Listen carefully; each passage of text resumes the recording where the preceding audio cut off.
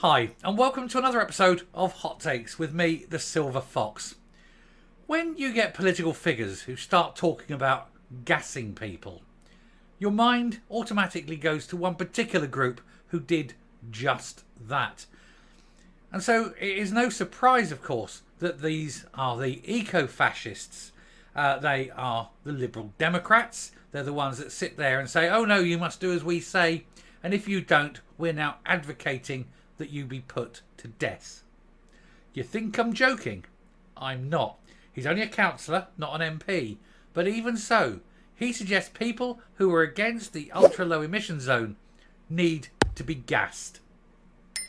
What a wonderful human being he is. All he needs is a Hugo Boss suit, a peak cap, and maybe a stick with which he can swagger. He'd be the one sitting on the trains with his list going, live, die, die, live, die, factory, see me, my room. You know, a little black shirted wonder there, a little death's head perhaps on his collar insignia. Because that's all he is. So we're going to take a look at this guy. He's a Lib Dem, as I say, and this is his view. And we have to wonder if he hasn't been suspended from the party. Is it the view of all Lib Dems? Is it the view of the Lib Dem leadership that gassing people is the answer to the problems of society? As I say, it was a popular remedy back in the 30s. I think less so now. But we'll see how it goes. Here he is. So here is the obnoxious little turd. Liberal Democrat councillor suggests gassing green agenda opponents. Well, he hasn't got any proof that it works. We all know it doesn't make a single jot of difference. It targets poor people more than the wealthier. So it's just typical Liberal Democrat moronity. But then he comes out and says if you're against it, you need to be gassed. Marvellous man. So a Liberal Democrat politician has come under fire for reportedly implying that a group of campaigners against the green agenda, ULEZ car tax, should be gassed with poisonous carbon monoxide. According to a report from the Telegraph, Liberal Democrat councillor Michael Tarling, who represents Christchurch in Dorset, England, responded to a picture on Twitter of a church hall where anti-ultra-low emission zone meeting was set to take place in Edinburgh, saying that he would happily fill the room with carbon monoxide. Well, perhaps he should take a leaf out of his own book and do it to himself, and that way the world would be a very slightly better place. It comes amid a broader debate in Britain surrounding the imposition of green agenda taxes on cars in cities and towns throughout the country, aimed not at the outputs of the cars, but aimed on the wealth of the individual. Obviously, the wealthy don't pay and the poor do.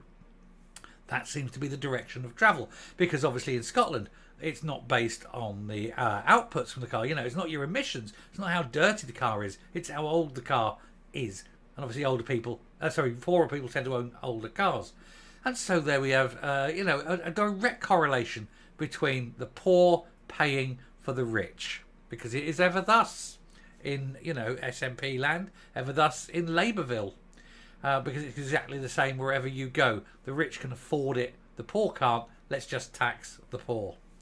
Meanwhile, the rich carry on getting their private jets. We're not stopping that, of course. Oh, no. This climate emergency only exists for poor people. Rich people don't have a climate emergency. Anyway, the left-wing Liberal Democratic Party decided not to suspend the councillor for his reprehensible comments, saying that he will instead attend an awareness training class. So they're actually okay and happy that he said it then. They're not going to suspend him for saying it, therefore they agree with it. A Lib Dem spokesman said, Michael has apologised for his comments. Not good enough. Fire him. Not good enough. He cannot sit there and advocate the policy of the National Socialists during and before the war and go unpunished. His policy is no different than saying, well, it's Jews, isn't it? Oh, it's people who are opposed on the grounds that this hasn't been thought out. It's people who are opposed and to this particular ideology. We'll just gas them. Honestly, no different from 1939. He's only instead of saying people against ULEZ, he may as well have just said Jews. He's no different. We've got to the nub of the matter. That's what this man is.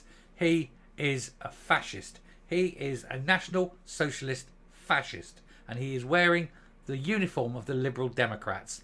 And that, I'm afraid, sums up the Liberal Democrats in my mind. While the party refused to suspend him, Twitter has suspended his account for violating its rules, which prohibits calls to this sort of thing.